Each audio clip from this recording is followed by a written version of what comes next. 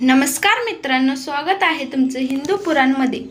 आज आपण माहूरगडच्या रेणुका देवीची कथा पाहणार आहोत। चला तर कथेला सुरुवात करू। रेणुका म्हणजे एकवीरा आणि एकवीरा म्हणजे रेणुका असा उल्लेख पुराणात सापडतो।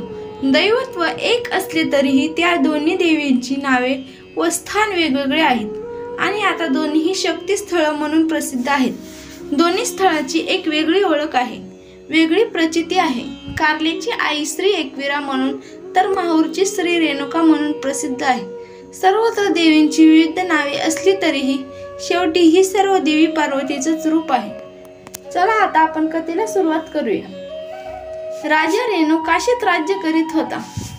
त्याच्या पत्नीचे नाव भागवती। ती दुर्गेची नेहमी उपासना करीत असे।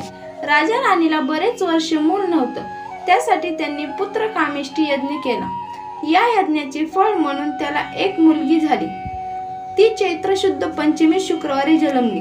राजाचे नाव रेणू असल्याचे मुलीचे नाव त्यांनी रेणुका ठेवले। रेणुकेचे पाळण्यातील नाव कमली असे होते। ती दिसायला फार सुंदर होती। पुढे ती मोठी झाल्यावर राजाने तिचे स्वयंवर करण्याचे ठरवले। स्वयंवरासाठी तिन्ही लोकातून अनेक मान्यवर मंडळी आली। अनेक राजे महाराजे त्या सोहळ्यासाठी उपस्थित झाले। स्वयंवर उपवर रेणुकाने जमदग्नी ऋषींना वरले आणि त्यांना वरमाला घातली। रेणुकेला 5 मुलं झाली। त्या 5 नावे रुमावंत, सुशेषा, वसु, विश्वासू आणि परशुराम अशी आहेत। एका दिवशी रेणुका नदीवर गेली। तिला तिकडे चित्ररथ नामक गंधर्व आपल्या प्रेयसी सोबत जलक्रीडा करताना दिसला। ते अतिशय मादक दृश्य पाहून माता रेणुका हरवून गेली। तिकडे ऋषी जमदग्नी रेणुकेची बराच वेळ वाट पाहत होते। आपल्या पतिव्रता पत्नीला का उशीर झाला म्हणून शंकाकुल ऋषी जमदग्नी अंतर्ज्ञानाने पाहिले। घडलेला प्रसंग त्यांच्या ध्यानात आला, त्यामुळे त्यांचा राग अनावर झाला। ते संतापले। त्या अपराधाची शिक्षा म्हणून जमदग्नी ऋषींनी रेणुकेस आईस ठार मारण्याची आज्ञा आपल्या 4 मुलांना केली। 4ही मुले मातृभक्त असल्यामुळे त्यांनी आज्ञा नाकारली। त्यामुळे जमदग्नी आणखीच चिडले। त्यांनी आपल्या 4ही मुलांना शाप देऊन अग्नीने जाळून भस्म केले। तेवढ्यात बाहेर गेलेला परशुराम तेथे आला। त्यांनी झालेला प्रकार परिस्थिती बारकाईने पाहिली आणि रामाने वडिलांची आज्ञा शिरसावंद्य मानून आपल्या परशुने आईचे धड वेगळे केले। परशुरामाने केलेल्या धाडसावर ऋषी खूप खुश झाले। त्यांनी परशुरामास वर मागण्यास सांगितले। आपल्या आईवर आणि भावांवर असलेल्या प्रेमापोटी त्यांनी आपल्या आई स्वभावंडास जीवनदान देण्यास सांगितले। परशुरामाची विचारशक्ती ऋषींना आवडली। त्यांनी परशुरामाची इच्छा पूर्ण केली। मृत बंधू जिवंत झाले, मात्र रेणुकाचे मस्तक छिन्न विछिन्न झाले होते। त्यामुळे परस्त्रीचे मस्तक जोडून रेणुकेस जीवनदान दिले। या त्या कार्याची नोंद साऱ्यांनीच घेतली, म्हणून परशुराम हे नावलौकिक झाले। रेणुका आपल्या संसारात पुन्हा मग्न झाली। रेणुकेस एक बहीण होती। तिचा नवरा सहस्त्रार्जुन हा नर्मदा काठचा महिष्मती नगरीत राज्य करीत होता। एकदा सहस्त्रार्जुन राजा सैन्यांसह भ्रमंती करीत असताना त्याला भोजनाचे आमंत्रण ऋषी जमदग्नीने पाठवले। राजा व राजाची सेना थकून आश्रमात आली। ऋषींनी त्यांचे स्वागत केले। आश्रमातील पंचपक्वान्न जेवून ते तृप्त झाले। राजाला जेवण खूप आवडले। त्यांनी चौकशी केल्यावर कळले की आश्रमात कामधेनू आहे। सहस्त्रार्जुनने लोभाने कामधेनू मागितली, पण ऋषी जमदग्नीने जप, तप व सामर्थ्याने कामधेनू मिळवली होती, त्यामुळे ती कशी देणार हे शक्य नाही म्हणून सांगितले। राजा हट्टाला पेटला। मग त्यांनी आपल्या सैन्याच्या जोरावर युद्ध करून कामधेनू मिळवण्याचा प्रयत्न केला, परंतु कामधेनूच्या शक्तीने आश्रमवासियांनी सहस्त्रार्जुनास पिटाळून लावले। राजाने तेथून पळ काढला, पण त्यामुळे राजा खूप चिडला। राजाचा झालेला पराभव त्याला सहन होईना, म्हणून डाव धरलेल्या सापासारखा राजा सहस्त्रार्जुनाने जमदग्नी ऋषीच्या आश्रमावर अचानक हल्लाबोल केला।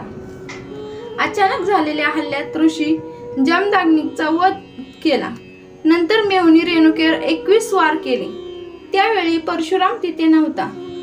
परशुराम आल्यावर त्याला जे दृश्य दिसले ते फार विचित्र होते. आश्रमाची पडझड झाली होती. सर्व परिसर अस्तव्यस्त झाला होता. तर एका बाजूस जन्मदात्या पित्याचे प्रेत पाहून परशुराम निशब्द झाले. तेव्हा रेणुका माता उधरली, हे क्षत्रिय सहस्त्रार्जुना, माझा पराक्रमी राम 21 वेळ ही पृथ्वी निक्षत्रिय करेल. परशुरामने आपली आईची इच्छा व दिलेला शब्द पाळता त्यांनी असं वचन दिले की मी तुझी सर्व इच्छा पूर्ण करेन. परशुरामने कावड करून एका बाजूला जखमी आई तर दुसऱ्या बाजूला पित्याचे प्रेत घेऊन तो पित्याच्या अंत्यविधीसाठी तो पवित्र भूमी शोधत निघाला. सह्याद्री पर्वताच्या पायथ्याशी माहूर गंगेच्या तीरावर नांदेड जिल्ह्यात किनवट तालुक्यात पोहोचला. हाच परिसर आपल्या पित्याचा अंत विधीसाठी योग्य समजून मृत पित्यास अग्नी दिली. माता रेणुका त्यात सती जाण्यास निघाली. आपली माता आपल्याला सोडून सती चालली आहे हे परशुरामाला पाहावेना. तो फार दुःखी झाला. त्याला तो क्षण आठवला. वडिलांच्या सांगण्यावरून आपण आपल्या आईची शिरच्छेद केले होते, पण वडिलांनी दिलेल्या वरामुळे ती पुनर्जीवित झाली. पण आताचा प्रसंग वेगळा होता. आई रेणुका माता जखमी अवस्थेत होती आणि वडील मरणावस्थेत, आणि त्यातही आई सती चालली होती. एकाच वेळी इतके दुःखद प्रसंग परशुरामावर आले. त्यामुळे तो व्याकुळ झाला. रेणुकेने आपल्या मुलांचे मन जाणलं. तिने त्याला खूप उपदेश केले. त्यामुळे परशुराम स्थिरावला. मातेच्या आज्ञेने त्यांनी पितेच्या चितेस अग्नी दिली. नंतर त्याच चितेत आपली आई सती जाणार. हृदयभेदक तो प्रसंग पाहायला लागू नये म्हणून परशुराम तेथून दूर गेला. 6 दिवसांनी माता पितांचे क्रियाक्रम करण्यासाठी माहूर येथे आला. प्रत्यक्ष दत्तात्रयांच्या हस्ते श्राद्धविधी पार पडले. माहूर गडावरील प्राचीन मंदिरात रेणुका अर्थात एकविरा देवीची मूर्ती आहे. मातेची समृद्धी म्हणून परशुरामाने ही मूर्ती स्थापित केली. आईला दिलेले वचन पूर्ण करण्यासाठी परशुराम शंकराकडे शस्त्र अस्त्र विद्या शिकण्यासाठी गेला. तिथे त्याने तलवार, धनुष्य, बाण, भालाफेक परशुराम चालवण्यात प्रावीण्य मिळवले.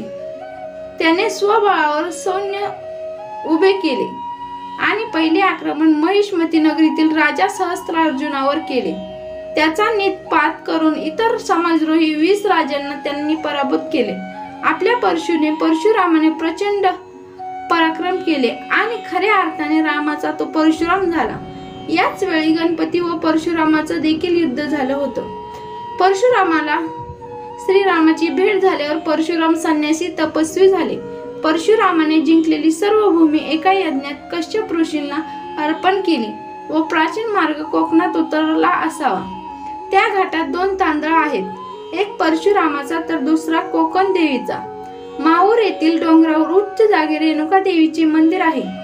देवळात जाण्यासाठी 1200 ते 1500 पायऱ्या चढून वर जावं लागतं. गाभाऱ्यात तांदळा दगडाखाली शेंदूर चर्चित मूर्ती आहे. त्यावर चांदीचा टाप लावलेला आहे. बैठकीवर सिंह कोरलेला आहे.